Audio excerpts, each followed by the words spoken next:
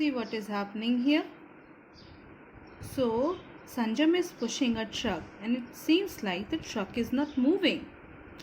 He's asking Righa why this truck is not moving. So when we apply less force, then it seems the work which we desire to do is not done. Then what is work and how it is done, or work is not done? So work means to do anything using energy. So after getting energy, what we do? We apply force, as Sanjam was applying force on the truck.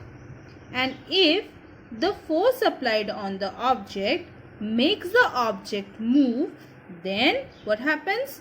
Work is said to be done. That means if I am applying force on this book and this book is moving, that means I am doing some work. Otherwise, work is not done. Then what is work? Work is said to be done when we apply force on a body and it moves some distance. So the formula of work done is force multiplied by distance. If a body doesn't move, that means the distance is 0. Then work done will be 0. That means no work done. Okay, because anything multiplied with 0 is 0, so there will be no work done. That means if this boy who is pushing the cupboard and making it move up to 5 meters, he is doing a work. But what he is doing? He is pushing a ball. Will the ball move? No. So this man is doing no work, or work done here is 0. Now let's see how a work is measured or work done is measured. The work done is measured in joules. So when an engine moves a train along with railway line, it is said to be doing a work. When a child pushes a very heavy box and the box is not moving, then there is no work done. So let's see the conditions in which work is done. A force that should be applied on the body, and the body should move after the force is applied. So these are the two conditions on which the work is said to be done. Now let's see the mental, physical and mechanical work done. So when you learn, like Ravi is learning here, so he is doing mental work. But in terms of science, he is not doing any work. Why? Because he is sitting at a place and there is no distance moved. When you push a chair, then you do physical work. And we say that physical work is done.